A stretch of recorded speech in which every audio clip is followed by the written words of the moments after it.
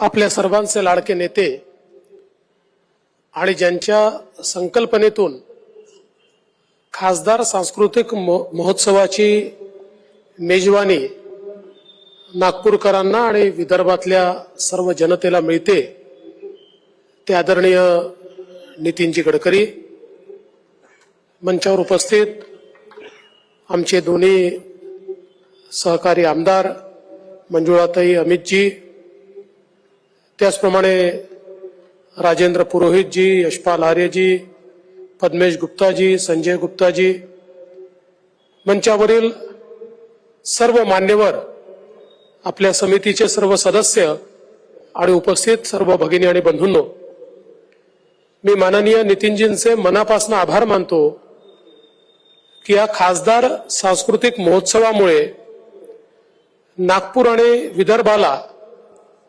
देशभरातल्या अतिशय सुंदर अशा प्रकारच्या कलावंतांची, विचारवंतांची ओळख झाली. त्यांना प्रत्यक्ष बघायला मिळालं. ज्यांना बघण्याकरता टीव्हीच्या व्यतिरिक्त आपल्याकडे दुसरं माध्यम नव्हतं, असे अनेक कलावंत, विचारवंत आपल्याला प्रत्यक्ष ऐकायला, अनुभवायला, पाहायला मिळाले आणि एक मोठ्या प्रमाणात आकर्षण या महोत्सवाचं नागपुरात आणि विदर्भात तयार झालं. आणि केवळ देशातले नामांकित नाही, तर त्यासोबत हे व्यासपीठ आपल्या भागातल्याही उदयोन्मुख कलावंतांकरता एक व्यासपीठ म्हणून नावारूपाला आलं.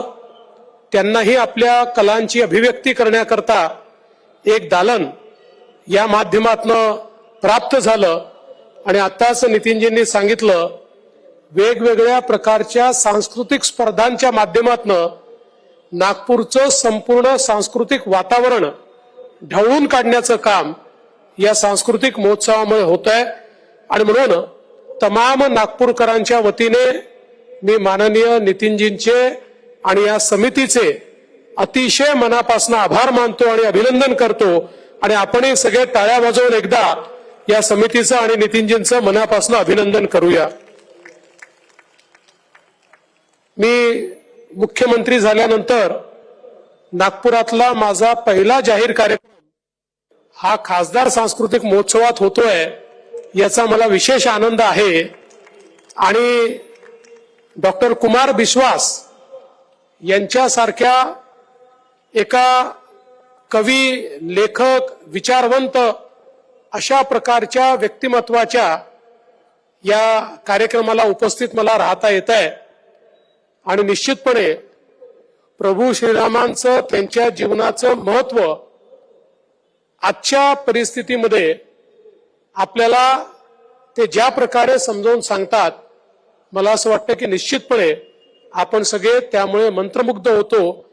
आणि डॉक्टर कुमार बिस्वास एक असं व्यक्तिमत्व आहे की ज्यांनी केवळ तत्व सांगितले नाहीत, तर आपल्या जीवनामध्ये ते तात्विकतेने नेहमी जगले आहेत.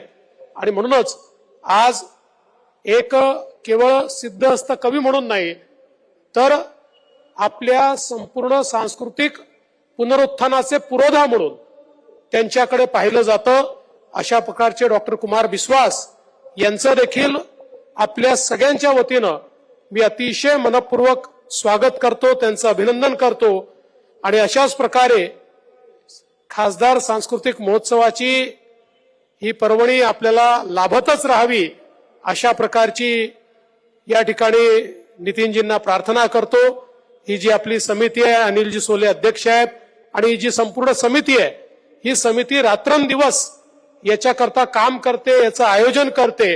आणि म्हणूनच आपण पाहतो की इतक्या मोठ्या प्रमाणात 25-25 हजार लोक कार्यक्रमांना हजर असतात, पण अतिशय चांगल्या प्रकारे हे सगळे कार्यक्रम पार पडतात. मला असं वाटतं की आता हा सांस्कृतिक महोत्सव हा नागपूरकरांच्या जीवनाचा एक अंग झालेला आहे. आणि त्यामुळे या महोत्सव समितीला अतिशय मनापासून मी धन्यवाद देतो, नितीनजींचे आभार मानतो आणि माझे 2 शब्द संपवतो. धन्यवाद. जय हिंद, जय श्रीराम.